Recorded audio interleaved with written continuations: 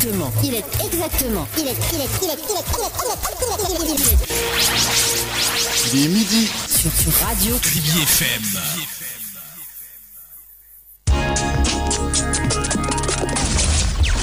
95.5 Info Midi.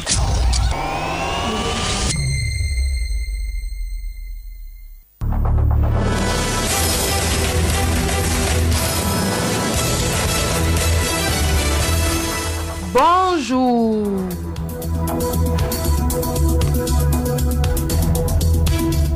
Découvrir, se souvenir et partager, c'est le thème sur lequel se célèbre ce 27 octobre la Journée mondiale du patrimoine audiovisuel. Parce qu'à travers l'image et le son, le patrimoine audiovisuel est une extraordinaire fenêtre ouverte sur le passé qui peut nous aider à nous tourner vers l'avenir. C'est l'extrait du message 2017 de la directrice générale de l'UNESCO, Madame Irina Bokova. Évocation et raison d'être de cette journée mondiale dans ce journal.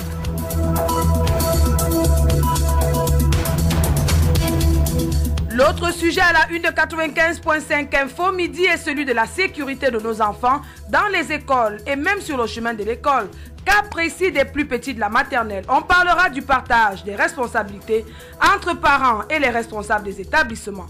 Notre fait de société de ce vendredi décrit la situation de ces bensikineurs à qui on confie des enfants qui ne sont pas les leurs.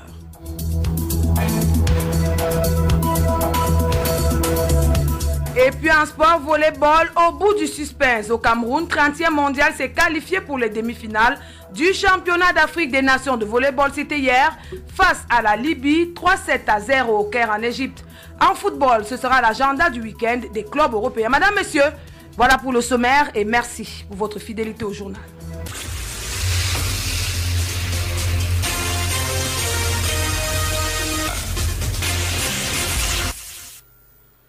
Une fois de plus, bonjour. Comme je le disais en titre, le thème 2017 de la Journée mondiale du patrimoine audiovisuel est découvrir, se souvenir et partager. On va s'essayer à détailler ces trois mots du thème. Commençons par découvrir pour le cas d'espèce. Chaque jour, des centaines de milliers d'enregistrements sont capturés, conservés et annotés par les archivistes pour permettre la recherche, la découverte, les nouvelles interprétations, les utilisations et la jouissance de l'image animée et des enregistrements sonores. Célébrer les voyages de découverte, rendre indispensables par nos archives, par notre domaine et chacun dans son domaine. Présenter aussi et promouvoir vos émissions et votre travail. Pour ce qui est de partager, les médias numériques ont créé des opportunités, comme jamais auparavant, pour que les archives puissent se connecter directement avec leur public, partager et s'engager avec de nouveaux publics sur les plateformes numériques de manière toujours nouvelle. Promouvez vos événements d'archives partagés, vos célébrations avec la communauté des archives dans le monde entier. Se souvenir enfin, les archives audiovisuelles sont une pierre angulaire de la mémoire du monde avec des enregistrements qui permettent le rappel pour les générations futures et donnent un contexte à notre histoire, notre culture, l'humanité. Partagée depuis plus d'un siècle, promouvez une meilleure compréhension du rôle unique des archives audiovisuelles et la nécessité de la sauvegarder, la préserver et la protéger dans le cadre de notre patrimoine mondial. Voilà résumé le thème, découvrir, se souvenir et partager. Continuons en disant que les documents audiovisuels tels que les films, les émissions télévisées et radio, les enregistrements audio et vidéo contiennent les archives principales des 20e et 21e siècles, en dépassant la langue et les frontières culturelles, en faisant immédiatement appel à la vue et à l'ouïe. Aux personnes instruites comme illettrées, les documents audiovisuels sont transformés, la société en devenant un complément permanent aux documents écrits traditionnels. Cependant, ils sont extrêmement vulnérables et on estime que nous n'avons pas plus de 10 à 15 ans pour convertir les documents audiovisuels en documents numériques pour empêcher leur perte. Une grande partie du patrimoine audiovisuel a déjà été irrévocablement perdue par la négligence, la destruction, l'affaiblissement et le manque de ressources de qualification et de structures appauvrissant ainsi la mémoire de l'humanité. Beaucoup plus de documents seront perdus si une action internationale plus forte et concertée n'est pas prise en compte. Heureusement, grâce à des initiatives telles que la Journée mondiale du patrimoine audiovisuel et le programme Mémoire du monde, le précieux travail des professionnels de la conservation a donné une impulsion pour gérer un éventail de facteurs techniques, politiques, sociaux et financiers qui menacent la sauvegarde de notre patrimoine. Les principales archives des 20e et 21e siècles sont constituées de documents audiovisuels, des films, des émissions télévisées et enregistrements radio. Cette évidence a amené l'UNESCO à réfléchir dès 2007, 10 ans donc exactement, à la création d'une journée mondiale consacrée à ce phénomène qui se célèbre ce jour. La date retenue, le 27 octobre, est hautement symbolique puisque le 27 octobre 1980, c'est ce 27 octobre 1980 que la conférence générale de l'UNESCO adoptait une recommandation portant sur la sauvegarde et la conservation des images en mouvement, marquant ainsi l'importance culturelle et historique des archives cinématographiques et télévisuelles. Ce qu'il y a de fragile ici est qu'à l'ère du tout numérique, la conscience de la fragilité de notre patrimoine enregistré est encore trop faible et les spécialistes estiment que nous ne disposons pas plus de 10 ou 15 ans pour assurer la pérennité de ces archives sonores et visuelles. Pourtant, les objectifs de l'UNESCO sont ambitieux puisqu'ils visent à constituer la mémoire du monde. Nous, ici à Kribi FM, on essaye de le faire. Un enjeu de civilisation, dira-t-on.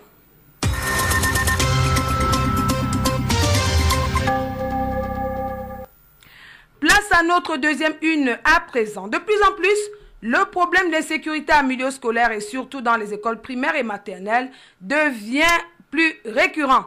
Quels sont donc les dispositifs sécuritaires dans nos établissements où les tout-petits passent la moitié de leur journée? La question, je vous la pose, David Zo. La sécurité est la chose la moins présente dans la dernière préoccupation des responsables d'établissements scolaires de la ville de Kribi. Un tour dans les formations scolaires primaires et maternelles effectuées ce matin a permis de constater avec beaucoup d'amertume que la majorité d'écoles maternelles et primaires publiques ne disposent pas de clôture. À l'école bilingue de Newton, par exemple, les tout-petits de la maternelle sont exposés à tous les dangers qui vont et risquent de kidnapping. D'ailleurs, ces enfants se partagent la cour de récréation avec des piétons de passage dans cette école.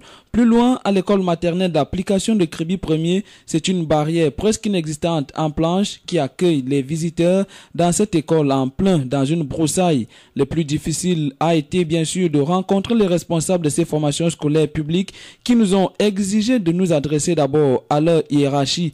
À l'école d'application d'Afanmabé à Kribi 2e, où nous avons insisté, la directrice nous a confié hors micro que son école n'a pas de vigile et ne dispose d'aucun moyen de sécurité.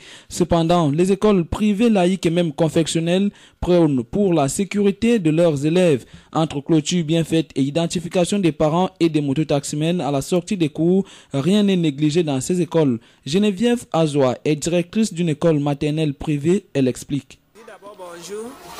Bon, nous avons d'abord une clôture. Nous avons un gardien. Et tous les enfants, donc au moment des inscriptions, nous avons des fiches de renseignement. Tous les enfants de notre école sont enregistrés et nous connaissons qui les prend. Soit c'est le taximan, le parent vient avec le taximan moto, il nous présente le taximan, soit c'est lui-même, soit même si c'est un mec qui met, nous connaissons donc à distance. Je sais que c'est tel élève qu'on vient chercher. Et si je ne connais pas la personne qui vient chercher l'enfant, je ne peux pas remettre l'enfant à ce monsieur ou à la personne qui est venue chercher l'enfant. La preuve en est que nous sortons à 13h. Et moi, je quitte ici même à 13h30, 13h45. Une situation contraire à celle qui se vide malheureusement dans les écoles publiques et qui remet au goût du jour la responsabilité des parents et celle des enseignants sur les questions sécuritaires de leurs enfants en milieu scolaire. L'insécurité donc qui devient grandissante à Kribi amène les parents et les responsables d'établissements scolaires à être plus vigilants et prévoyants. en ce qui concerne leur bout de chou, raison pour laquelle des mesures sont mises sur pied pour sécuriser ces enfants. La méthode d'accompagnement à l'arrivée et à la sortie des classes tous les jours, les parents et les dirigeants d'établissement sont tous impliqués dans ce travail de sécurisation. Vous avez baladé votre micro, voici votre reportage. Corinne Audrey-Massa. L'insécurité dans la cité balnéaire est devenue monnaie courante. Des enfants kidnappés et égarés qui ignorent le chemin qui mène à leur domicile. Face à cela, certains parents ont pris sur eux d'accompagner tous les jours leur bout de chou à l'école, en voiture pour les plus nantis et à moto pour les moins nantis. Ils se rassurent ainsi que leurs bouts de chou sont bien entre les mains de leurs différents enseignants avant de quitter l'établissement, tout en rassurant l'enfant de revenir aux heures de sortie pour le récupérer. En tant que parents, pour accompagner nos enfants à l'école, vu le moyen de transport que nous avons le plus présent dans notre ville, ce sont les motos pour les démunis, et ceux qui ont des véhicules accompagnent leurs enfants en véhicule dans leurs établissements. Et en quittant de la maison le matin, chaque parent veille sur la santé de son enfant qui est sa propriété, et puis veille sur son éducation qui sont son sac de classe, vérifier si tous ces documents sont à jour et puis se rassurer du départ de l'enfant de la maison jusqu'à son arrivée à l'école malgré le moyen de transport. Toujours dans ce combat de lutte contre l'insécurité dans les écoles maternelles, même les chefs d'établissement sont préoccupés et militent pour la sécurisation des tout-petits. Ceux-ci gardent les enfants jusqu'à la fin des cours, en attendant qu'un membre de la famille ou une tierce personne, bien indiquée par le parent de l'enfant à l'administration, de l'école ou à la maîtresse de l'enfant, ne vienne le chercher. Les tout-petits que vous appelez aussi les bouts de chou, les enfants de la maternelle. L'école maternelle n'est pas comme l'école primaire. Le cycle maternel n'est pas comme le cycle primaire. La responsabilité de l'enseignant finit au moment où l'enfant est récupéré par le parent. Mais si le parent ne vient pas récupérer son fils, l'enseignant est tenu d'attendre que le parent, un parent ou bien un des responsables de la famille vienne récupérer ce bout de chou. Il peut arriver que le parent ait confié cette tâche à une tierce personne. Ça peut être, fréquemment on voit souvent des mototaximens à qui les parents confient cette responsabilité par rapport au transport qui s'amène. Mais la famille est d'abord tenue d'avertir le chef d'établissement ou le responsable d'établissement que c'est tel monsieur qui viendra de temps en temps à la sortie récupérer le petit enfant. Sinon, la responsabilité de l'enseignant s'arrête au moment où l'enfant part de l'établissement. Les établissements en zone rurale ne sont pas en reste. La sécurité là-bas est de mise. Avec l'absence des benskinners, les parents et leurs proches prennent sur eux de venir récupérer leur bout de chou à la sortie des cours. Si le parent accuse un retard, son enfant est retenu par l'administration du dit établissement scolaire jusqu'à son arrivée sur les lieux. Je le disais tantôt, chez nous, dans la zone rurale là-bas, il n'y a pas de benskinners. Donc ce sont les parents qui viennent chercher les enfants à la sortie. Au cas où le parent retarde un peu, la directrice se charge de garder l'enfant dans l'enceinte de l'établissement. On a jusqu'à ce que le parent vienne. Toutefois, il incombe aux parents de prendre la responsabilité de veiller à récupérer leurs enfants à l'école, car le kidnapping qu'on redoute tellement n'est pas seulement au niveau de l'école, parce que la sécurité y est déjà, mais plutôt sur le chemin du retour pour la maison. Au niveau, parce que le même problème qui se passe à la maternelle se passe également au niveau de la CIL, puisque les enfants aussi de la CIL sont aussi inconscients comme autant que les tout petits. Donc le véritable problème part de l'entente entre le parent et, je ne sais pas, son benskinneur ou bien alors un autre auxiliaire qui peut être soit un élève un peu plus grand, un membre de la famille et bien d'autres. Donc l'enseignant, quant à lui, fait son travail comme il en est dans... Il fait normalement son travail, c'est-à-dire libère les enfants aux heures réglementaires. Si c'est à 15 heures, c'est à 15 heures. Il doit libérer les enfants. et les parents ont le devoir de venir les chercher à 7 heures pour les ramener à leur domicile. Les parents ou alors d'autres qui ont le droit de le faire. Bon, les kidnappings qui peuvent donc arriver ne peuvent pas se passer au sein de l'école. Aucun kidnapping ne peut se passer au sein de l'école. Mais c'est entre l'école et la maison. C'est là où on enregistre les kidnappings, les viols et d'autres déviances que nous voyons aujourd'hui. Bien dit. La question, je vous la pose. Comment procédez-vous pour ramener vos enfants à l'école? Bien difficile cet exercice.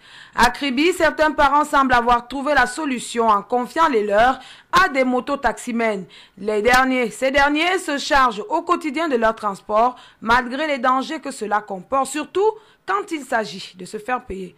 Reportage de Landry Tchaga, c'est notre fait de société. Au lieu-dit Antenne Orange dans l'arrondissement de Kribi 2e, Nathalie est mère de plusieurs enfants. Impossible de se départager tous les matins pour les accompagner à l'école. Elle a pour ce faire recours à Ibrahim, conducteur de moto-taxi, qui lui offre ses services. Il y a Sainte-Marie des Anges. Combien d'enfants? 4. Aller-retour. Oui, aller-retour. Derrière le lycée technique et là-bas. Et ça se passait comment? Tu les prends à quelle heure? Tu les pas les prendre à quelle heure? Je les prends à 7h30 pour les déposer. Je ne vais pas les chercher à midi. Il y a d'autres qui sortent à midi, il y a d'autres qui sortent à 14h. Comme Nathalie, beaucoup de parents dans la ville de Kribi confient leurs enfants à des mototaximens durant l'année scolaire. Cela n'est pas sans danger bien sûr. Il existe des risques sur le plan de la sécurité des tout-petits. Risque d'enlèvement, risque d'égarement. Ibrahim, conducteur de moto-taxi, en est bien conscient. Ça lui est arrivé plus d'une fois, même si jusqu'ici, il s'en est plutôt bien sorti. Il y a des moments, tu arrives, on te dit que l'enfant n'est pas là, qu'il y a une personne qui est venue lui chercher. Donc ça cause le scandale, ce n'est pas bien. C'est toi qui serais pénalisé parce que tu vas passer le temps à fouiller jusqu'à... On va te dire que nous, on est venu lui chercher, c'est plutôt la bonne qui est venue la chercher. Tu comprends? Et dans ce cas, quand ça arrive, vous faites comment? Vous appelez le numéro de parent? Oui, j'appelle. Je l'appelle, on me fait comprendre que l'enfant est derrière et je viens me rassurer d'abord s'il y a l'enfant à la maison. C'est ça. Oui. Mais il n'y a pas que des dangers. Certains mototaximens assurent le transport des élèves avec parcimonie, avec malheureusement comme salaire à la fin l'abus de confiance de la part des parents. Avec le patron. Le contrat s'est gâté parce qu'il ne me paye pas, il ne me paye pas de règlement. Il me paye quand compte-goutte. Moi je veux mettre ici ma moto à l'épanne. Et c'est celui qui me met le cabran. C'est moi qui mets le cabran. Alors qu'il me donne les 5 000, peut-être j'ai eu un problème le matin. J'étais obligé de prendre la moto d'un collègue pour aller chercher les enfants parce qu'il veut satisfaire mon patron. C'est ça, comme mon contrat ne se gâte pas avec lui, mais finalement j'ai compris que je suis pédant. C'est ça, non? C'est véritablement un jeu d'un malin et demi. Un malin et demi, mais lorsqu'il s'agit de nos enfants, Landry, il faut prendre conscience, être vigilant des deux côtés, mais surtout être de bonnes personnes pour pouvoir payer ceux qui le font honnêtement, car la sécurité de nos enfants reste prioritaire.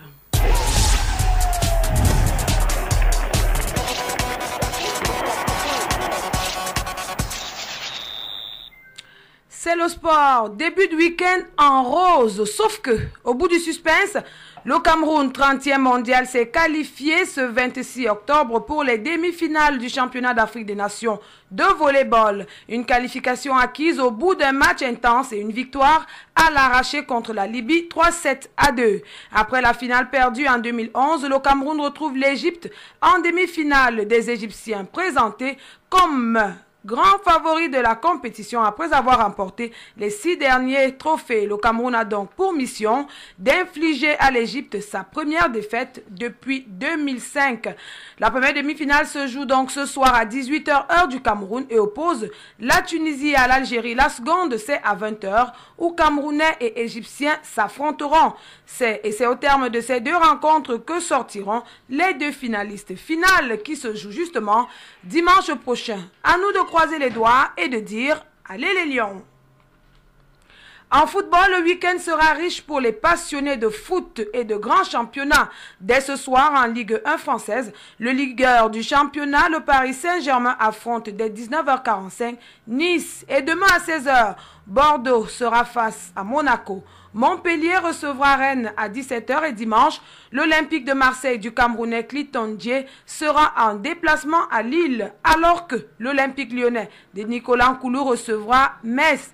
Du côté de la Liga espagnole, un choc des titans est au rendez-vous demain à 17h. Un choc qui opposera l'Atlético Madrid et le FC Séville. En première ligue anglaise, le derby du week-end oppose demain à 12h30 Manchester United et Tottenham, alors que Arsenal recevra à 15h Swansea. En Allemagne, en Bundesliga, Schalke 04 affronte demain samedi à partir de 14h30 Wolfsburg et le Bayern de Munich recevra Leipzig. Ce sera à 17h30 et dimanche, le Werder de Brême croisera le fer avec Augsbourg.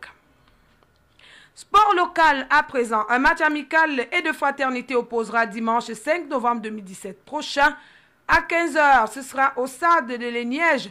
Les équipes des entreprises Émergence et du groupe MMG World.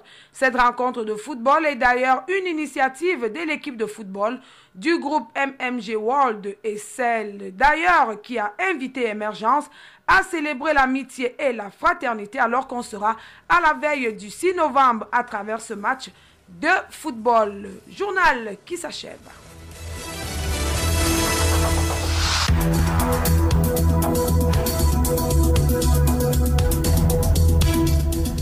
En ouverture, en titre, nous avions découvrir ce souvenir et partager. C'est le thème sur lequel s'est célébré ce 27 octobre la journée mondiale du patrimoine audiovisuel. Parce qu'à travers l'image et le son, le patrimoine audiovisuel est une extraordinaire fenêtre ouverte sur le passé qui peut nous aider à nous tourner vers l'avenir. C'est l'extrait du message 2017 de la directrice générale de l'UNESCO, Madame Irina Bokova. On a eu l'évocation et la raison d'être de cette journée mondiale dans ce journal. L'autre sujet à la une de 95.5 Info Midi était celui de la sécurité de nos enfants dans les écoles et même sur le chemin de l'école. Le cas précis des plus petits de la maternelle. On a parlé du partage des responsabilités entre parents et les responsables de ces établissements. Et puis, notre fait de société de ce vendredi décriait la situation de ces bensikineurs à qui on confie des enfants qui ne sont pas les leurs en sport volleyball. Au bout du suspense, le Cameroun, 30e mondial, s'est qualifié pour les demi-finales du championnat d'Afrique des nations de volleyball. C'était hier face à la Libye. Les demi-finales, c'est ce soir, Cameroun donc Libye, à partir de 18h30.